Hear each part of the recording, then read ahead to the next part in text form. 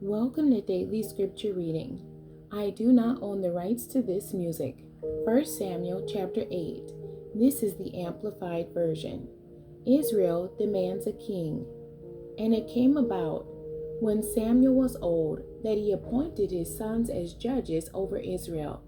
Now the name of his firstborn was Joel, and the name of his second, Abijah. They were judging in Beersheba.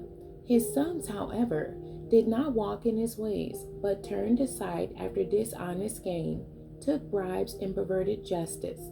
Then all the elders of Israel gathered together and came to Samuel at Ramah, and said to him, Look, you have grown old, and your sons do not walk in your ways. Now appoint us a king to judge us, and rule over us, like all the other nations. But their demand displeased Samuel, when they said, Give us a king to judge and rule over us. So Samuel prayed to the Lord. The Lord said to Samuel, Listen to the voice of the people in regard to all that they say to you, for they have not rejected you, but have rejected me from being king over them, like all the deeds which they have done since the day that I brought them up from Egypt, even to this day. In that they have rejected me, and served other gods. So they are doing to you also. So now listen to their voice. Only solemnly warn them, and tell them the ways of the king who will reign over them. Warning concerning a king. So Samuel told all the words of the Lord to the people, who were asking him for a king. He said, These will be the ways of the king who will reign over you. He will take your sons and appoint them for himself to his chariots and among his horsemen, and they will run before his chariots.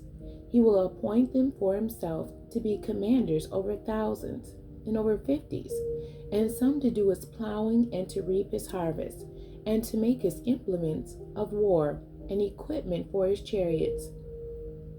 He will take your daughters to be perfumers, cooks, and bakers.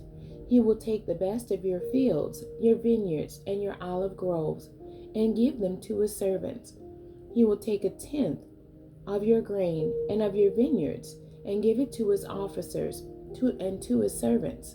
He will take your male servants and your female servants, and your best young men and your donkeys, and use them for his work.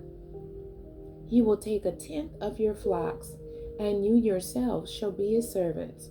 Then you will cry out on that day because of your king whom you have chosen for yourselves.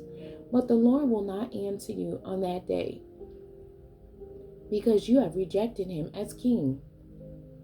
Nevertheless, the people refused to listen to the voice of Samuel, and they said, No, but there shall be a king over us, so that we too may be like all the nations around us, that our king may judge and govern us, and go out before us and fight our battles.